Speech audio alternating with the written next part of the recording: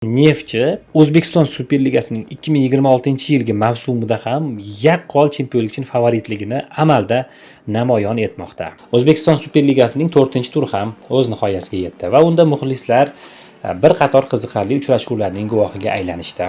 Va mana 4 tur Neftchi 100% lik natija bilan kelyapti, ya'ni 12 ochko bo'ldi Farg'onaning Neftchi klubi hisobida. Jamoa har bir o'yinda 3 tadan to'p kiritdi, 4 o'yinda. Joriy mavsumda Neftchining tengi bo'ladimi yoki yo'qmi degan savollar yangramoqda. Albatta ko'pchilik Paxtakorni shunday jamoalardan biri sifatida ko'rayotgandi, ya'ni Paxtakor Neftchi bilan chempionlik uchun kurashi taxmin qilinayotgan edi.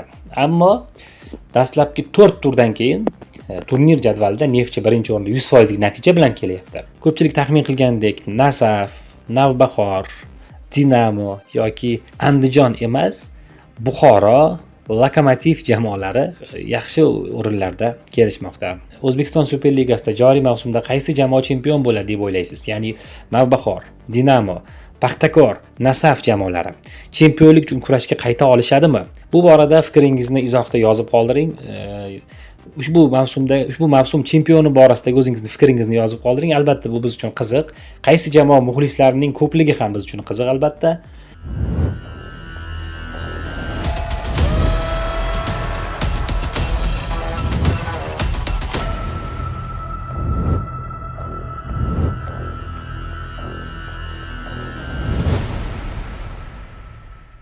Assalomu alaykum hurmatli futbol muxlislari.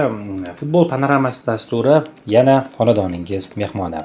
Bugun O'zbekiston Superligasining 4-turi haqida gaplashamiz. Ma'lumki, O'zbekiston Superligasining 4-turi ham o'z nihoyasiga yetdi va unda muxlislar bir qator qiziqarli uchrashuvlarning guvohiga aylanishdi. 4-turda ham Farg'onaning Neftchi jamoasi o'zining chempionlik xarakterini namoyish etmoqda deyishimiz mumkin. Ya'ni Farg'onaning Neftchi klubi bu turda ham o'ziga xos tarzda yana raqibni tor-mor etdi. To'g'ri, birinchi taymda 1-1 hisobidagi o'sha vaziyat sal tig'izroq bo'lgan paytda ham o'zini ko'rsatdi, hujumkor futbol namoyish etdi va yakunda 3 ochkoni rasmiylashtirdi. Neftchi Lokomotiv o'yinida hisob 11-daqiqada ochildi. Ya'ni Ibrohim Halil Yo'ldoshev ajoyib tarzda uzoq masofadan zarba yo'llab Lokomotiv darvozabonini dog'da qoldirdi. Bir qarashda hisob yirik ko'rinishga oladigandek tuyuldi. Bir ma'lum vaqtki, ammo Lokomotiv ham tezda o'ziga keldi va temir yo'lchilarning hujumlari esa 36-daqiqada o'sha gol bilan tugadi, ya'ni penalti belgilandi. Penaltini tajribali hujumchi Temurxo'ja Abduxoliqov golga aylantira oldi. 65-daqiqada esa o'sha Peritsa katta maydonga chiqdi. U Iskanderovning uzatmasini ajoyib tarzda to'riga joylab qo'ydi. Undan keyin ham Farg'ona klubi shunchaki o'yinni nazorat qildi va 88-daqiqada Odilov yakuniy nuqtani qo'ydi. 3-1 va mana 4 tur Neftchi 100% lik natija bilan kelyapti, ya'ni 12 ochko bo'ldi Farg'onaning Neftchi klubi hisobida.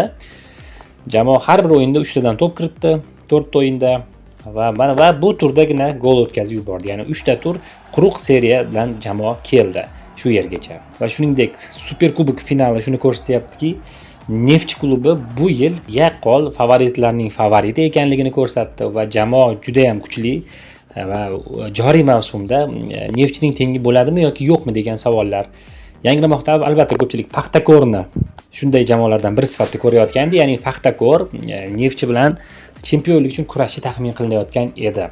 Ammo dastlabki 4 turdan keyin turnir jadvalida Neftchi birinchi o'rinda 100% lik natija bilan kelyapti. Paxtakor hisobida esa 9 ochko, ya'ni klub Neftchidan 3 ochko kam jamg'ardi va eng muhimi Superkubok uchun kechgan bahsda aynan Neftchi Paxtakorni mag'lubiyatga uchratmoqda. Undan oldingi turda esa Paxtakor juda ham yomon o'yini bilan Navbahorga imkoniyatni boy berdi. Bu turda Paxtakor o'z maydonida o'ynadi, ya'ni Jizzaxdagi stadion hali tayyor bo'lmaganligi tufayli Paxtakor stadionida So'g'diyona va Paxtakor jamoalari o'rtasidagi uchrashuv bo'lib o'tdi. Bu turda bu o'yinda Paxtakor birinchi bo'limda mag'lub bo'ldi, ya'ni So'g'diyona birinchi bo'limda 1-0 hisobida zafar quchdi, ammo ikkinchi bo'limda Paxtakorni to'xtatib bo'lmadi. Ya'ni jamoa So'g'diyona darvozasiga 4 ta to'p yo'llamoqda. Paxtakor ushbu o'yinda zafar quchdi. Chempionlik uchun kurasha oladigan jamoalardan biri sifatida e'tirof etilgan Qarshining Nasaf klubi bu turda o'z maydonida Surxon jamoasini qabul qildi. va kutilmagan sensatsiya, ya'ni Surxon Nasaf ustidan 1-0 hisobida g'alaba qozonyapti.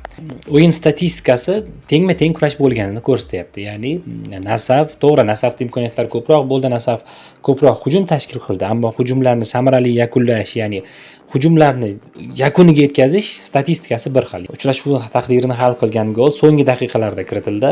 Ya'ni Surxonning gruziyalik legioneri Tornike Zebnivari uchrashuv taqdirini hal qildi. Ya'ni hakam tomonidan qo'shib berilgan vaqtda gol urdi va jamoasiga g'alaba keltirdi. Tur doirasida shuningdek yana bir yaxshi jamoalardan biri sifatida ko'rilgan Dinamo Samarqand jamoasi Buxoroga imkoniyatni boy berdi. Ya'ni bu uchrashuvda 3-1 hisobi qayd etildi. Aleksandr Xamyakov yana bir grantni mag'lubiyatga uchratdi deyishimiz mumkin. Ya'ni bu bahsda Dinamo 1-0 hisobida birinchi bo'limni yakunlagan edi. Ya'ni birinchi bo'limda Dinamo g'alaba qozonayotgan edi. Ikkinchi bo'limda esa Buxoro samarqandliklar darvozasi tomon 3 bor aniq zarba yo'llab, ya'ni 3 bor darvozani ishg'ol qilib, yakunda g'alabani ilib ketmoqda. Chempionlik uchun kurashishi mumkin bo'lgan yana bir jamoa Navbahor esa o'tgan turda Paxtakorni mag'lub etgan Navbahor bu turda Kichik Vodiy derbisida Qo'qon mehmoni bo'ldi. Ya'ni Qo'qon 1912 jamoasi mehmoni bo'ldi va 2-1 hisobida mag'lub bo'ldi. Bu o'yinda ham Navbahor birinchi bo'lib hisobni ochdi. Ammo keyinchalik penaltidan qo'qonliklar hisobni tenglashtirishdi va bahs yakuni arafasida juda ham chiroyli golni muxlislar guvoh bo'lishdi. Ya'ni hakam tomonidan qo'shib berilgan vaqtda Muhammad Anas Hasanov uchrashuv taqdirini hal qilib, ajoyib zarbasi bilan namanganliklar posbonini dog'da qoldirdi. 2-1 Qo'qon foydasiga. Tur doirasi shuningdek Bunyodkor klubi Xorazm ustidan 2-1 hisobda zafar quchdi. Mirjalol Qosimov boshchiligidagi OKMK bu turda nihoyat g'alaba qozondi. Jamoa Qizilqum mehmoni bo'lib 1-0 hisobda zafar quchdi. Shuningdek Andijon Samvel Babayan boshchiligidagi Andijon ham katta sahnaga chiqmoqda bu o'yinda. Klub o'z maydonida Mashalni qabul qilib 2-0 hisobda g'alabaga erishdi. Bu turda qiziqarli voqealar bo'ldi. Ya'ni bu hakam 2 marta qizil kartochka ko'rsatdi va ikkinchisi qoldi. Birinchisida var aralashuvdan so'ng bekor qilinmoqda va Mashal o'yinni deyarli 10 kishi bo'lib o'tkazdi. Andijonliklar esa 2-0 hisobida o'yinni o'z foydalariga hal qilishdi. 4-turdan so'ng jadvalga qaraydigan bo'lsak, o'ziga xos o'zgarishlar amalga oshganini ko'rishimiz mumkin. Eng qizig'i Superliganing 2-pog'onasida ayni paytda Buxoro klubi turibdi. Buxoro Aleksandr Xamyakov boshchiligidagi jamoa bir qator kuchli klublardan ochko oldi. Ya'ni Namanganning Navbahor jamoasini mag'lub etdi. Bu turda Dinamoni mag'lub etyapti va haqli ravishda ayni paytda 2-pog'onada bormoqda. 3-o'rinda Paxtakor band etmoqda 9 ochko bilan.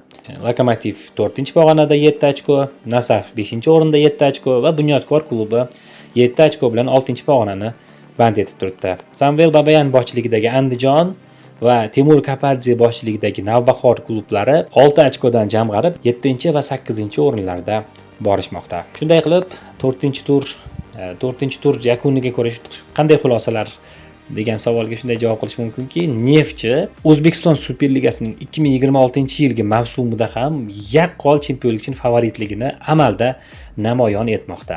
Ko'pchilik taxmin qilgandek, Nasaf, Navbahor, Dinamo yoki Andijon emas, Buxoro, Lokomotiv jamoalari yaxshi o'rinlarda kelishmoqda. O'zbekiston Superligasida joriy mavsumda qaysi jamoa chempion bo'ladi deb o'ylaysiz? Ya'ni Navbahor, Dinamo, Paxtakor, Nasaf jamoalari chempionlik uchun kurashga qayta olishadimi? Bu borada fikringizni izohda yozib qoldiring. Ushbu mavsum chempioni borasidagi o'zingizning fikringizni yozib qoldiring. Albatta bu biz uchun qiziq. Qaysi jamoa muxlislarining ko'pligi ham biz uchun qiziq albatta.